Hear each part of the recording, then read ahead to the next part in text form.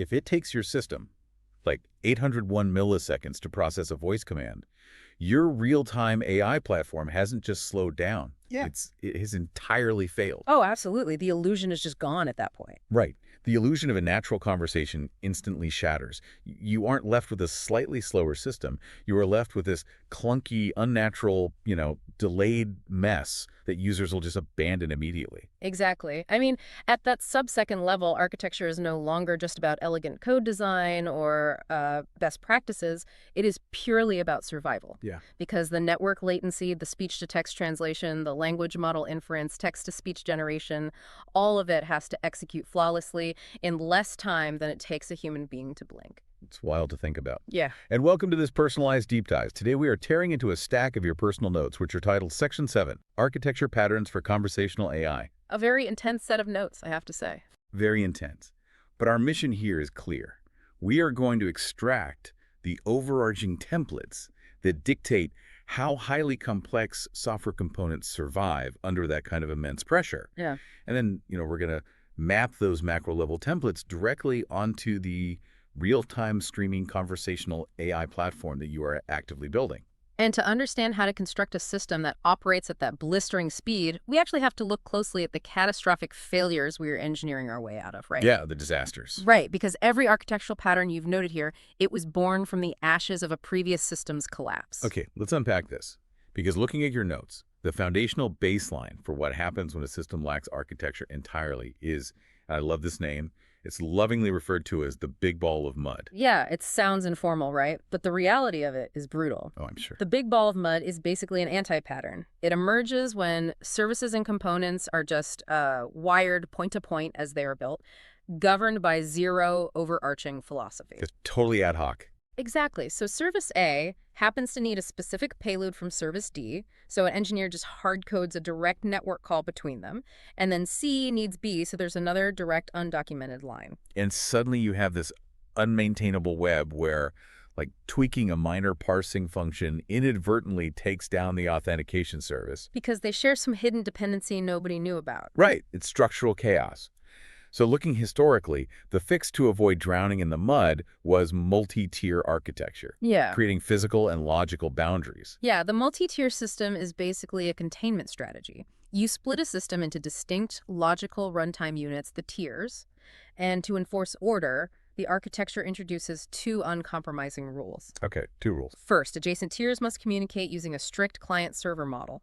One requests, the other serves. And the second rule is what actually prevents the mud from creeping back in, right? Yeah. A request can never, ever skip a tier. Even if the presentation tier just needs a static data point and could theoretically bypass the application tier to hit the database directly, it is strictly forbidden. Because the moment you allow request to bypass your logic or your security tiers for the sake of, like, a minor speed boost, you compromise the integrity of the entire system. You open the floodgates. Exactly. You have to preserve the predictability of the data flow. Which gives us the classic 3-tier setup, the presentation tier for the interface, application tier for the business logic, and the data tier for persistence. We all know this model. Right, it's the standard. But the problem isn't the separation of concerns.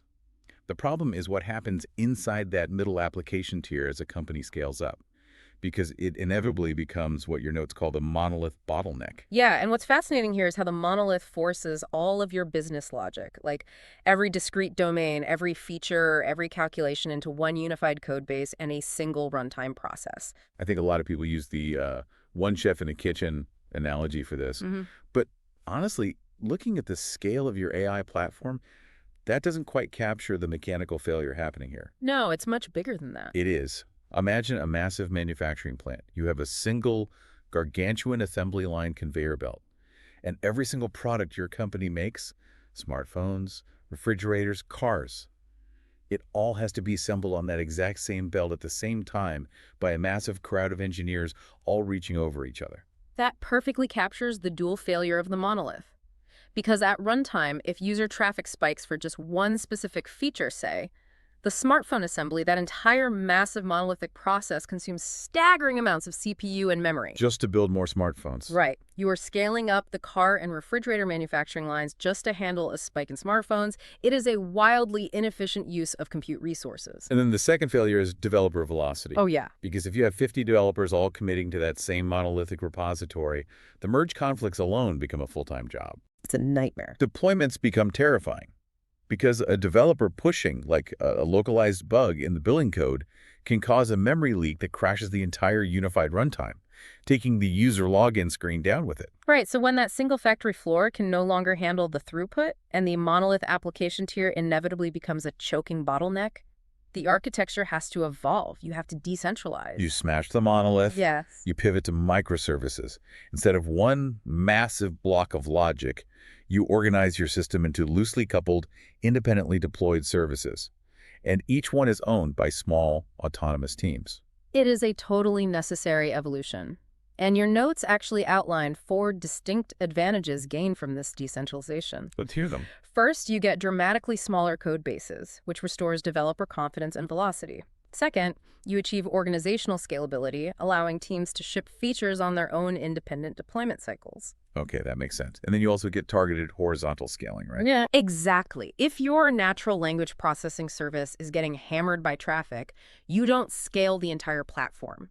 You just dynamically spin up more container instances of that specific NLP microservice. That's so much more efficient. And crucially, you get fault isolation. If a memory leak causes one service to crash, the blast radius is contained. The rest of the platform stays online. But to achieve this, your notes lay out some incredibly strict rules.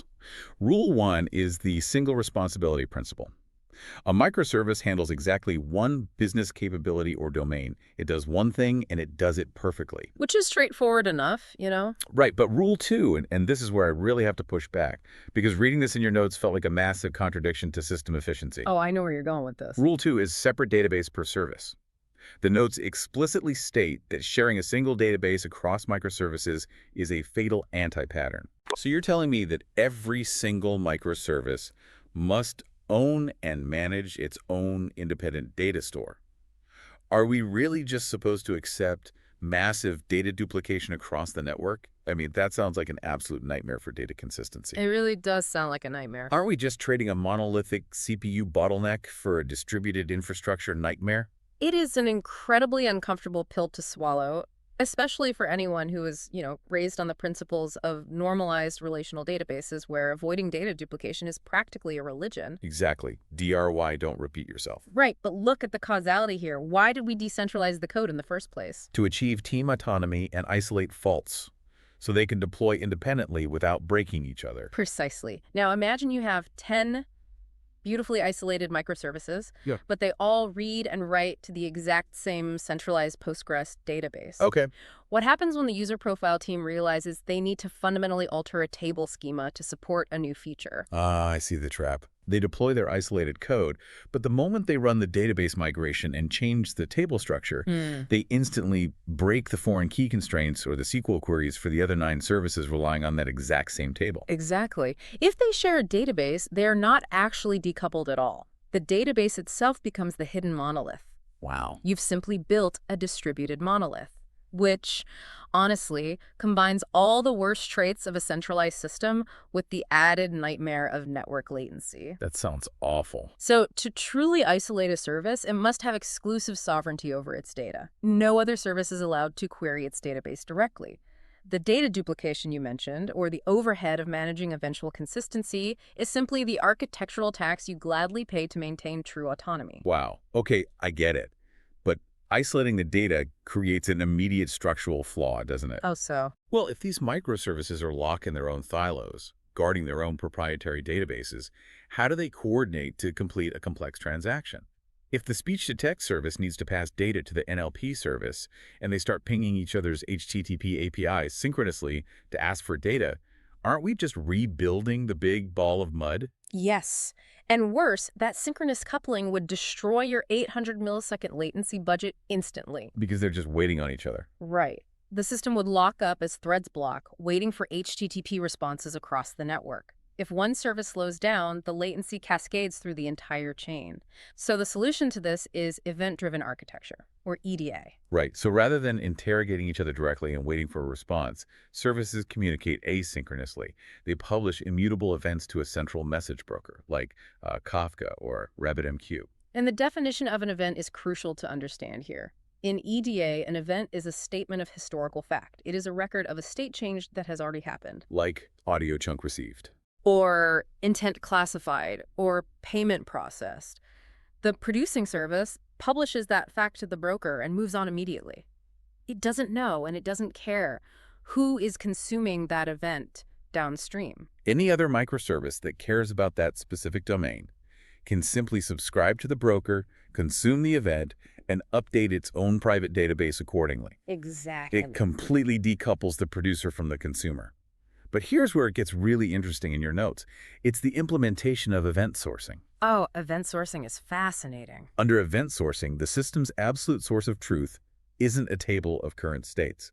It's an append-only log of every single event that has ever occurred. And golden rule is, you never delete an event. Never. The event log is sacred. It is an immutable history. Think about it like a physical accounting ledger, but you're only allowed to write in it using a permanent marker, never a pencil.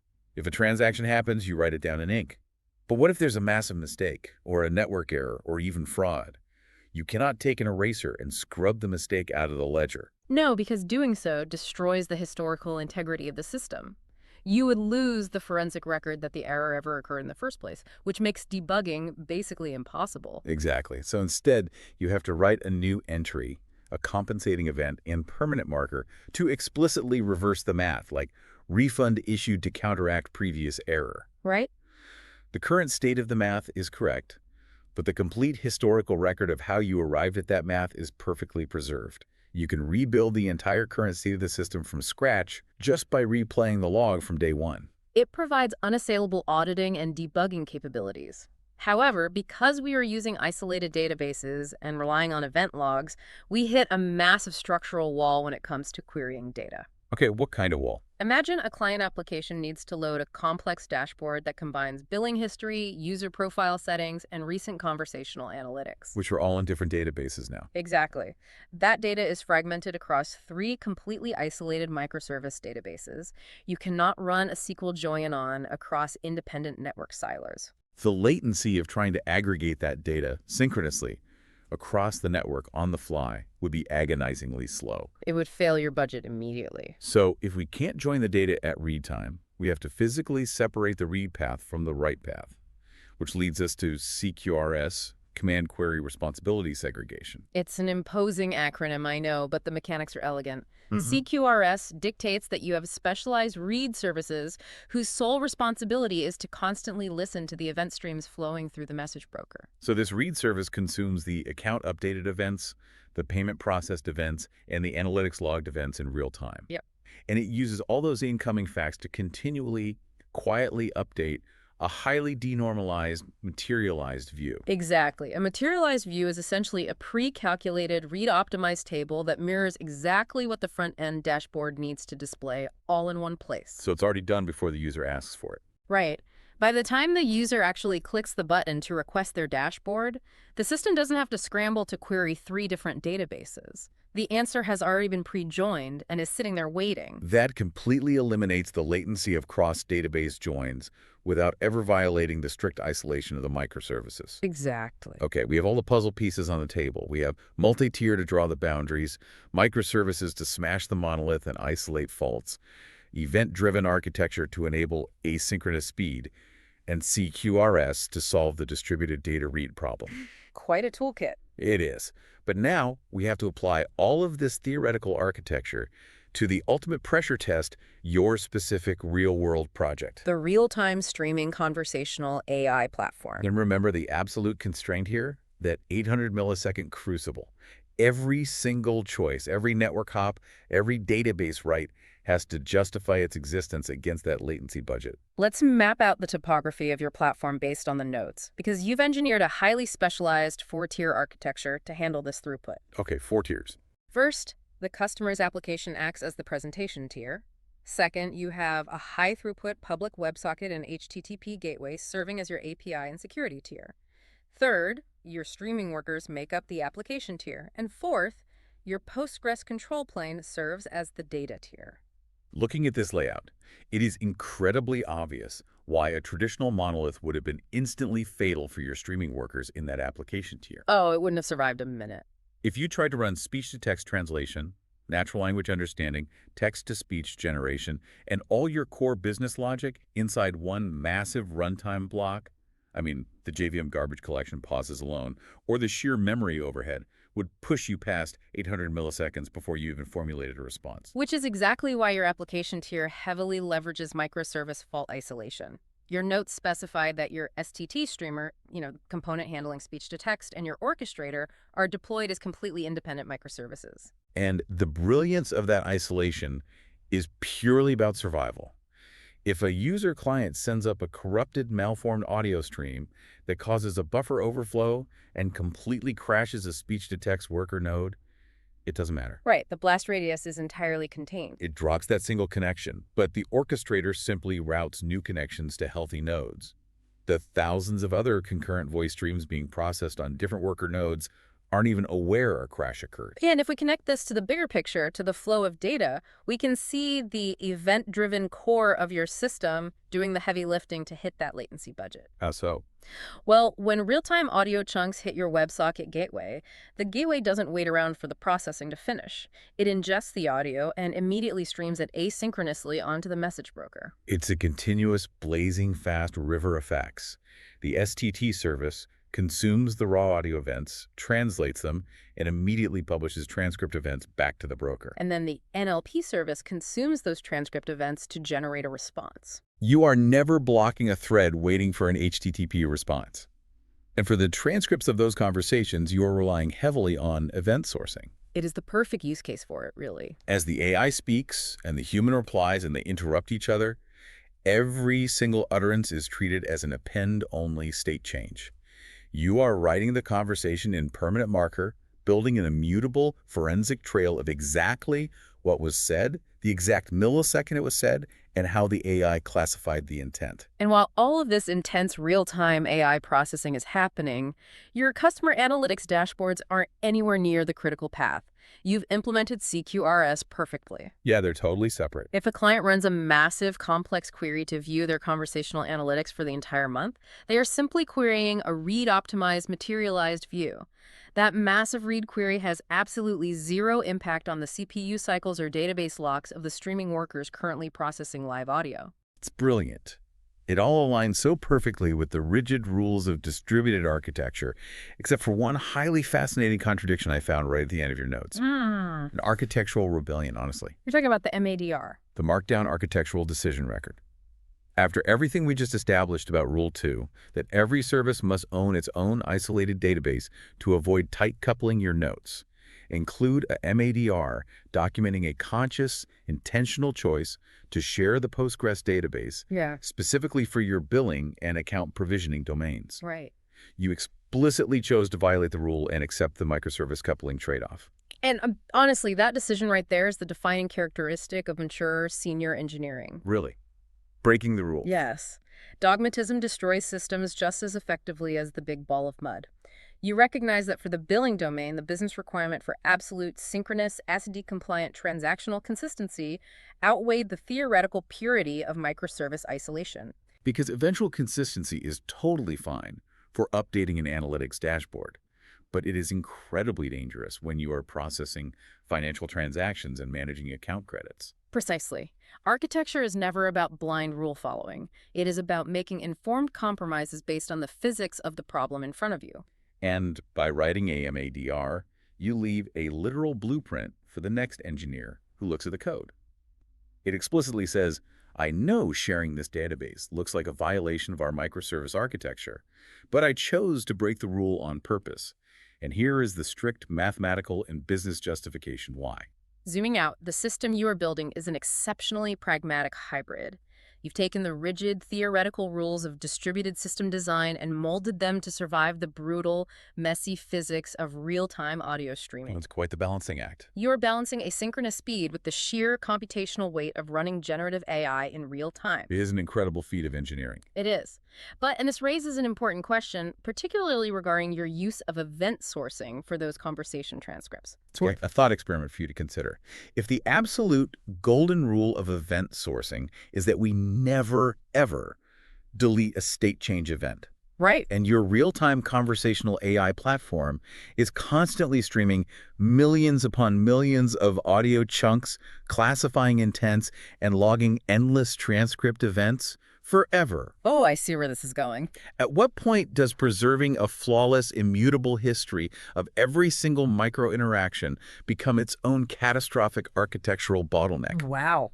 When you are dealing with the sheer, unrelenting volume of conversational AI at scale, how long until that infinite permanent ledger simply becomes too massive for the system's storage and replay mechanisms to handle? That is a genuinely terrifying engineering problem. What happens when the permanent marker runs out of pages but the system isn't allowed to forget? Well, that is a puzzle for you to mull over as you continue scaling out this phenomenal platform. Thank you so much for letting us tear into your architecture notes today. Keep breaking the right rules, keep optimizing, and best of luck keeping that latency strictly under 800 milliseconds.